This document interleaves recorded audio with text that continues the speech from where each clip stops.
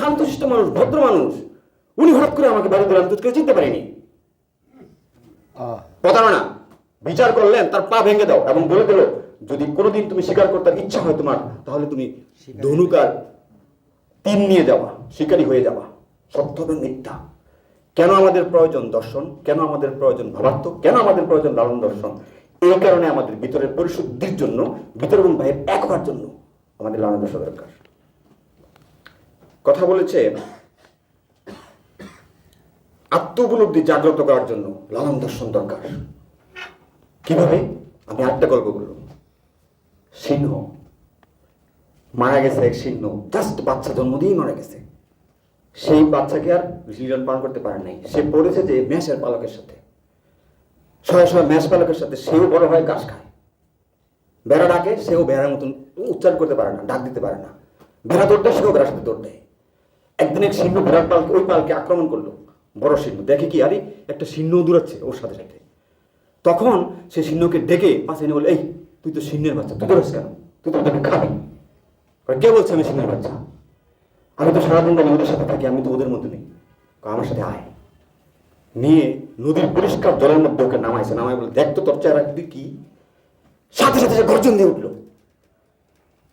এক গর্জনে সে সিংহ হয়ে গেল। সিংহ, এই যে সিংহ, আপনাকে, আপনার ভিতরে যে অমোঘ শক্তি, এই শক্তিকে দেখাবে কে? লালনের কাছে যান, বাবাকে ডুব দেন, আপনি দেখবেন আপনার ভিতরে কত শক্তি আছে। এই যে দেখিয়ে দেওয়া সেই লাইন হলো লালন। সুতরাং লালনের বাবারতে আসা উচিত, ওই গুরুজে যাওয়া উচিত। বলেছে শিক্ষার মূল্য থাকতে হবে, শিক্ষার মূল্য নাই। এই কথাতে আমি একটা গল্প বললাম। পুঁথিবিদ্যা এবং গুরুবিদ্যা। পুঁথিবিদ্যায় বলা হয়েছে লোভ, কাম, ক্রোধ, মোহ, লোভ এবং মদ মৎসর্য, 6টা রিপু। একটা ওকে সমর্থন করে না কোনো বিদ্যা, কোনো ধর্ম, কোনো কিছু সমর্থন করে না। কিন্তু আমরা কি এখানে আছি একজনকে হলপ করে বলতে পারবো যে আমি 6টা থেকে মুক্ত?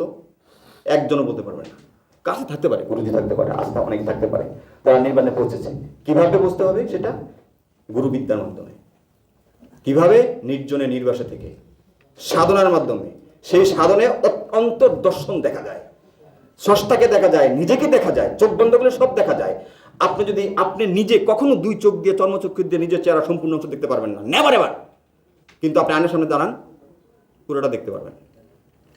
আপনি গোলা পানি করেন, সামনে দাঁড়ান, সূর্যকে দেখা যায় না। পানি পরিষ্কার হোক হয়, সূর্যকে দেখা যায়। আপনার অন্তরাত্মা, আপনার আত্মা যখন পরিষ্কার হবে, পরিশুদ্ধ হবে সাধনার মাধ্যমে, তখন আপনি সব দেখতে পারবেন, নিজেকে দেখতে পারবেন, স্রষ্টাকে দেখতে পারবেন। আপনি বুঝবেন যে body is the seat of all truth and God lives in the heart of human being. যেটাকে লালন বলেছেন মনের মানুষ।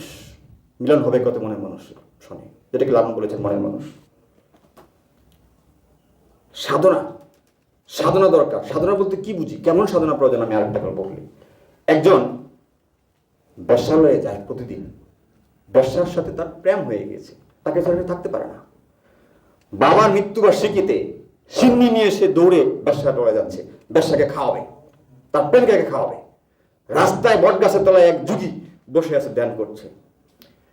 ওই যুগীর গায়ের উপরে পাড়া দিয়ে সে চলে গেল। যুগীর ধ্যান ভাঙ্গে, এই কে রে, আমার গায়ে পাড়া দিয়ে তুই দেখলি না? তুই কে? তুই চিনোস আমি কে? ওই লোক আসলো। আমি জিজ্ঞাসা করলো, তুমি কোথায় যাচ্ছ, কেন যাচ্ছ মহানন্দী, তোমার কি হুঁশ নাই? বলে, আমার আসলে হুঁশ নাই। আমি কখন এই খাবারটা নিয়ে আমার প্রেমিকাকে দিব বেশ্যালয়ে, সেই ধান্দা আমার পুরো শরীরের পা থেকে মাথা পর্যন্ত তপ্প করতেছে। কোথাও কোনো চিন্তা করার পর নেই। দর বেশ করলে বলে কি, সে বেশ্যালয়ে যাবে, সেই বেহুশ হয়ে গেছে বেশ্যার জন্য। আমি কিসের সাধক, কিসের সাধক? আমি তো বেহুশ হতে পারলাম না। আমি কেন সে পাড়া দিছি এটা টের পাইলাম? এই সাধনা চলবে না, উঠে চলে গেল। সাধক হইতে হলে সাধনার দরকার। সেই সাধন যদি হয়, সম্ভব হয়, তাহলে আপনি বাউল হতে পারবেন। সাধক না হলে কেউ বাউল হতে পারে না, পরিশুদ্ধ না হলে কেউ বাউল হতে পারে না। লালন সম্রাট বাউল ছিলেন, সাধক ছিলেন। আমি কবিগুরুর কথা প্রথমেই বলেছি, কবিগুরুর একটা শ্লোক বলি। কবিগুরুর কথাটা আমি হুবহু বলছি। লালন ফকির নামে একজন বাউল সাধক হিন্দু, বৌদ্ধ, খ্রিস্টান, মুসলিম, জৈন ধর্মকে সমন্বয়ে কি যেন একটা বলতে চেয়েছেন। আমাদের সকলের উচিত সেদিকে মনোযোগ দেওয়া। রবীন্দ্রনাথের কথা আমি হুবহু উক্তি টানলাম। আমাদের সকলের উচিত সেটা মনোযোগ দেওয়া, আত্মশুদ্ধি। আমি শেষ করবো, কারণ অনেকে কথা বলবেন, আরেকটা গল্প বলে শেষ করে দেব। আত্মশুদ্ধির জন্য বলা হয়েছে জাগরণ দরকার, আন্দোলন দরকার। কিভাবে আন্দোলন করব?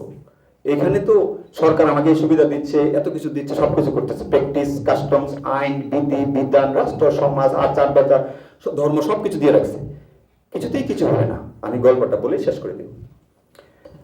রাজা হাতি নিয়ে লড়াই করে অনেক রাজ্য জয় করেছেন।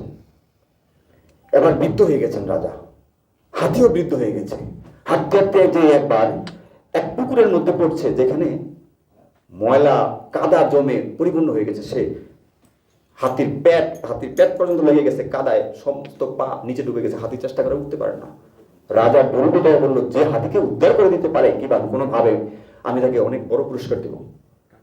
অনেক লোক আসছে, রশি বেঁধে বাঁশ দিয়ে টেনে টানে, আর হাতি আরো নিচে যায়। বুঝতেই পারছেন কাদার মধ্যে। আমার মধ্যে চিকটা লোক যে বলতেছে রাজাকে, হুজুর আমি আপনার হাতিকে উদ্ধার করে দিব, কিন্তু শর্ত আছে।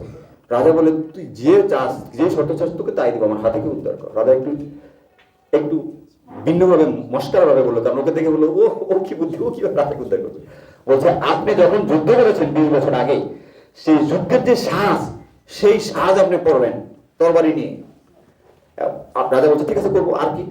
বলে, আপনার যুদ্ধ বাজার আগে যাওয়ার আগে যে দামামা বাজে যুদ্ধের, সেই সব সঙ্গীত, রণসঙ্গীত আপনি রেডি করবেন। হ্যাঁ করবো।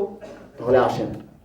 এবার হাতি যে পুকুরে পড়েছে সেই পারে রাজা যুদ্ধের বেশে তরবারি নিয়ে দাঁড়িয়ে আছে, হাতির সামনে, মুখের সামনে। চারদিক থেকে যুদ্ধের দামামা বাজতে শুরু করলো। সেই 20 বছর আগের ঘটনা হাতির মনে যায়, আরে রাজা তো দাঁড়ায় আছে, যুদ্ধে যাবে, এত হাতি আছে, আমি বৃদ্ধ হয়েছে, আমাকে ছাড়া যাবে না, আমাকে নিয়ে যাবে, আমাকে উঠতে হবে। হাতি শুরু করলো নড়চড় করতে করতে করতে করতে হাতি উঠে গেল। কেউ টান দেয় নাই, কিচ্ছু করে নাই, কিচ্ছু করে নাই। হাতি নিজের ইচ্ছায় সেখান থেকে উঠে গেল। আপনাকে সরকার সুযোগ দিবে, আপনাকে আইন করে দিবে, সহায়তা দিবে, এই গুলটো মিলে এখানে বসার জন্য গড় করে গড় দিবে, আপনাকে অনেক সুযোগটা দিবে, কিন্তু আত্মশুদ্ধির ব্যবস্থা আপনাকে করতে হবে, নিজেকে করতে হবে। যদি নিজে শুদ্ধি হতে চান, পারেন, আপনি 10 জনকে শুদ্ধ করতে পারবেন। আন্দোলন এমনিতেই হবে। আমি ধন্যবাদ জানাচ্ছি, আবারও কথা শোনার জন্য থাকবো এখানে, এবং আশা করি আমি নিজেকে সমৃদ্ধ করতে পারবো। তো এখানে যে কথাগুলো আলোচিত হয়েছে